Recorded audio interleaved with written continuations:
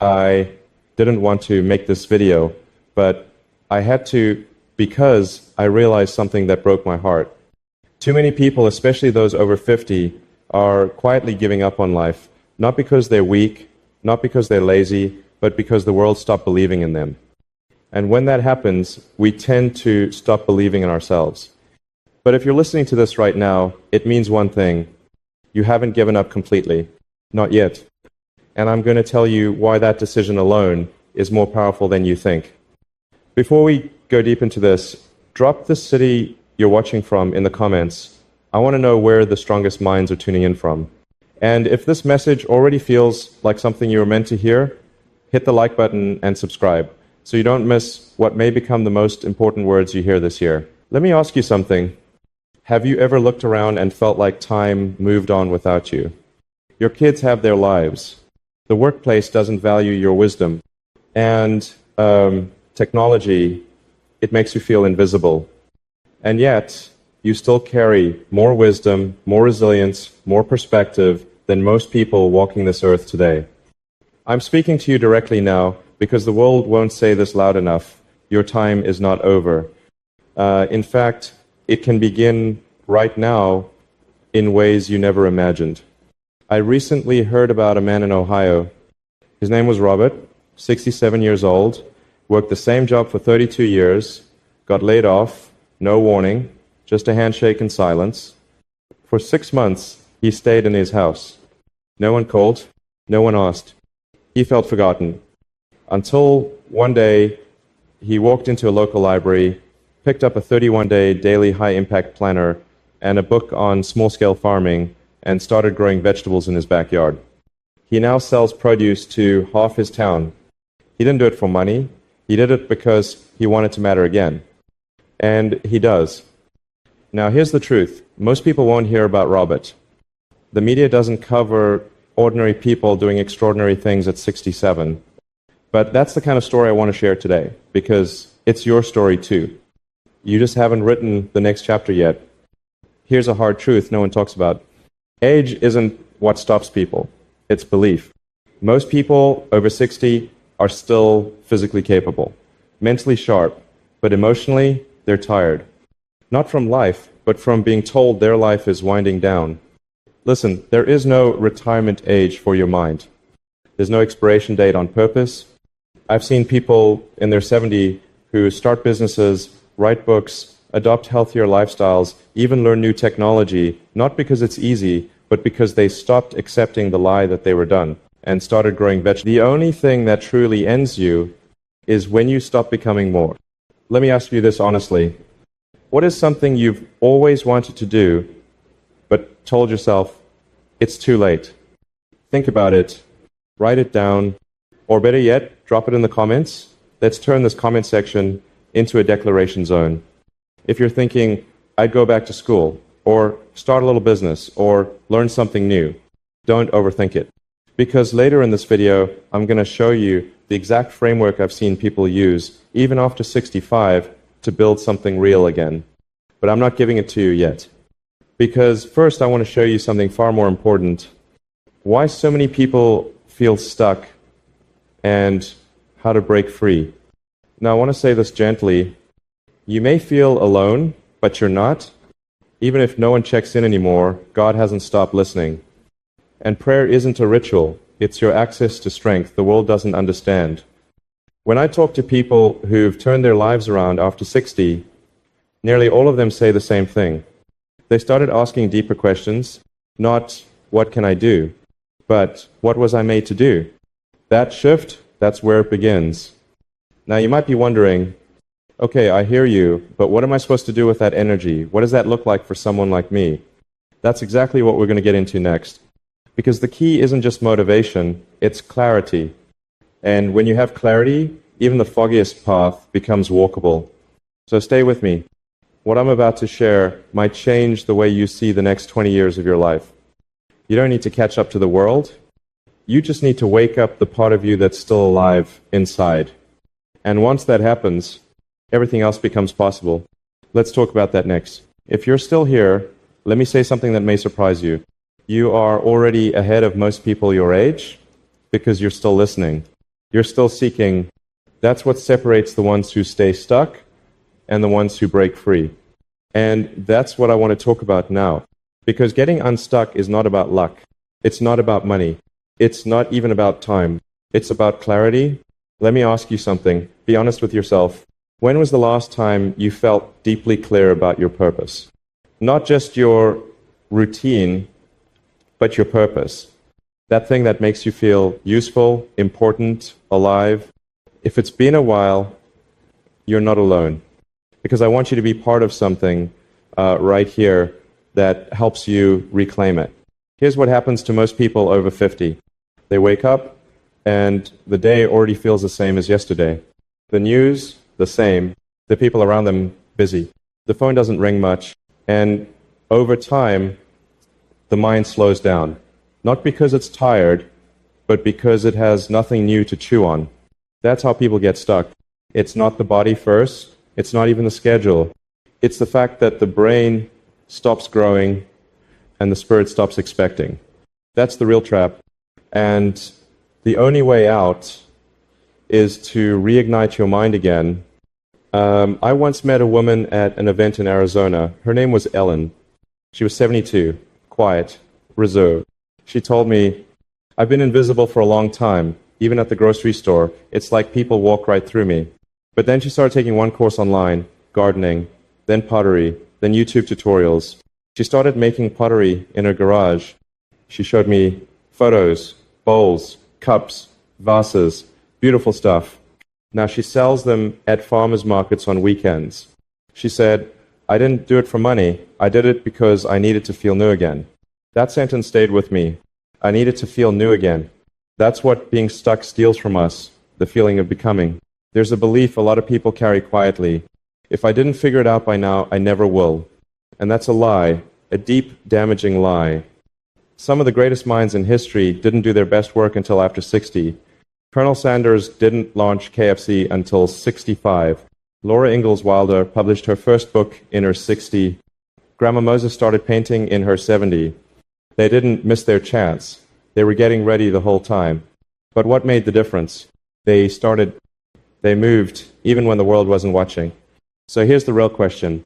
What can you do to break free? It's not complicated, but it is uncomfortable at first. Here's a simple starting framework I share often. 1. Ask yourself this daily. What can I learn today that makes me feel alive again? It could be a tutorial, a podcast, a book, a hobby. 2. Schedule one disruption every week. Do something different. Rearrange furniture. Visit a new place. Try a new recipe. New inputs create new brain pathways. 3. Serve someone without being asked. Volunteer. Call someone who's lonely. Write a letter. Purpose often returns when you shift focus from what you lack to what you can give. I want to know, what's one thing you've always wanted to learn but never gave yourself permission to try? Drop it in the comments. Let this be your moment to write it into the world. And if you're the kind of person who prays, then tonight I want you to ask one simple question in prayer. God, remind me what you still want to do through me. Because no matter your age, your breath is proof. Your purpose isn't finished. Now, I promised you earlier that I'd share a powerful shift, one that 99% of people never make. It's the difference between living out your final years in decline or turning them into the most meaningful season of your life. And I'll share exactly how to do it very soon. But first, before we go there, you need to understand the number one mistake that keeps seniors trapped in self-doubt. Because without solving that, the rest doesn't work. We'll talk about that next. So stay with me. You've made it this far, and that already says something powerful about you. Because while most people click away, distract themselves, or say, maybe later, you stayed. Why?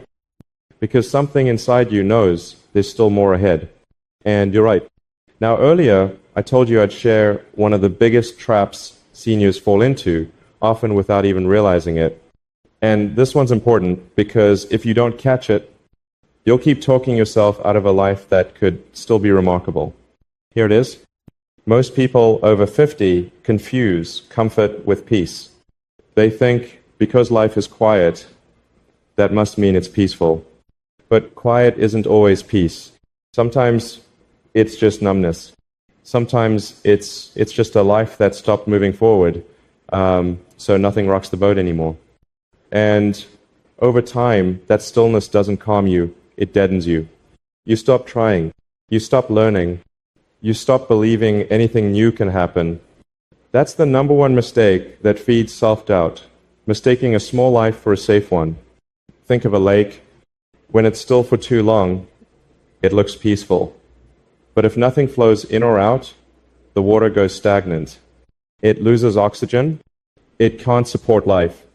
That's what happens to people who stop growing after 60. Not because they don't have time or talent, but because they've convinced themselves movement is risky and stillness is peace. But the truth, staying still when your soul wants to move is the slowest way to die. So let me ask you something. Have you been calling your routine peace when deep down you know it's just survival? Are you waking up each morning with curiosity or with quiet resignation? Be honest with yourself. No one else is in the room. If that hits something inside you, just drop a comment. Let me know you're still here, still awake, and still ready.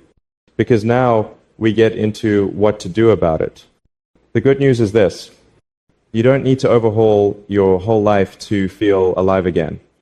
You just need to start moving a little forward with purpose. Here's a tool I've seen work again and again. The 3M rule, a pathway out of stagnation. 1.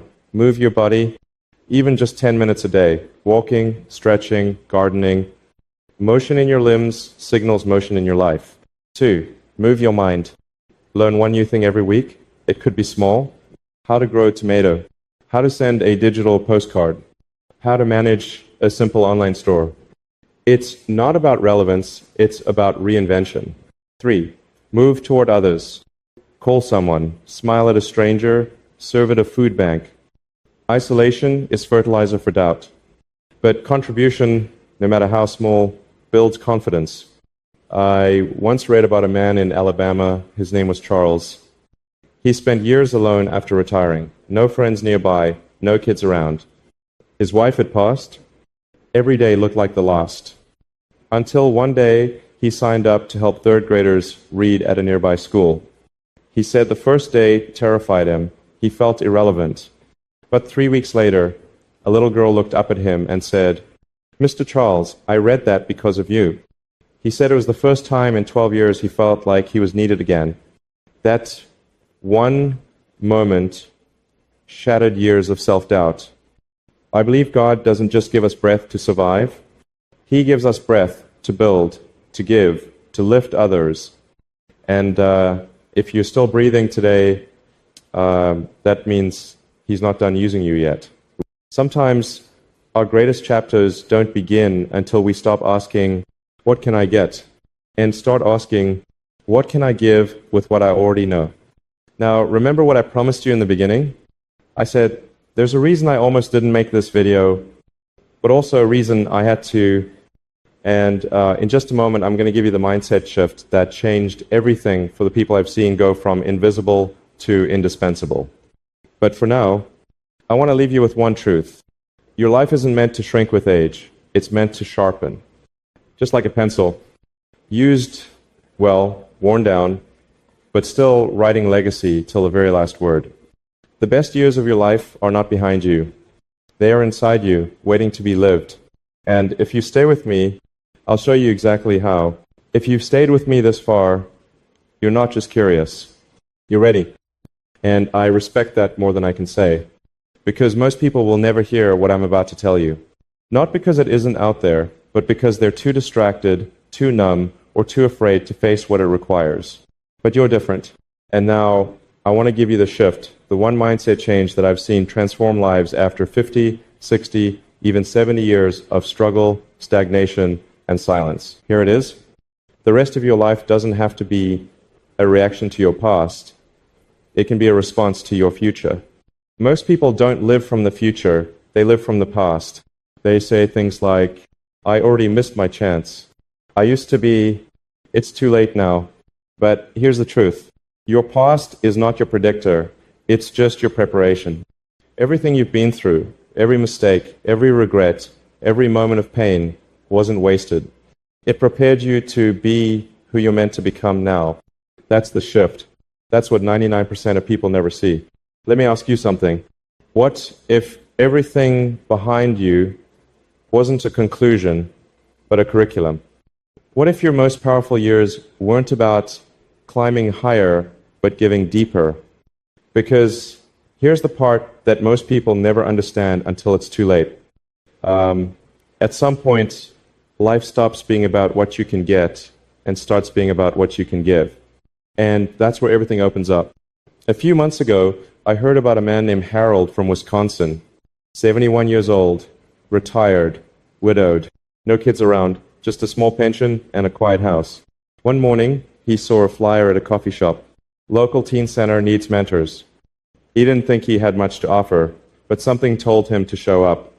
And what started as one afternoon a week turned into dozens of kids calling him Grandpa Harold. He taught them basic budgeting, life values, how to change a tire. One boy said, "He's the first man who ever told me I mattered." You think Harold needed more money, more comfort, more time? No. He needed to feel useful again. And once he did, everything else came alive. And I truly believe that kind of shift is what God designed you for. If He's still giving you breath, it's because your assignment isn't finished. And the moment you stop asking, "What did I lose?" and start asking, "What do I still carry that someone needs?" that's when you become unstoppable. Now, I want to give you something practical, something you can do today before this video ends and life pulls you back into routine. Here's a 3-step clarity checkpoint. Write it down, reflect on it, share it with someone you trust. 1. What part of your life still excites you? Even a little? A spark is all it takes. 2. Who could benefit from something you already know? Wisdom doesn't expire, it becomes more valuable. 3. What's one thing you can start doing this week that builds someone else up? Start small, but start. Movement creates momentum. Think of yourself like a tree in winter. The world may see bare branches, but inside, the roots are deeper than ever. And when spring comes, the tree doesn't start over. It starts again, stronger. That's what I see in you. Not a life ending, but a life expanding. Not decline, but definition. So now I ask you, what will you do with what you've just heard? Will you go back to sleep or wake something up? Will you keep waiting or start writing the chapter only you can write? Drop your answer in the comments. Don't wait. Declare it. Use the 31-day daily high-impact planner to even make it better. And if this message spoke to you, like it and subscribe, because someone else might need to hear what you just heard.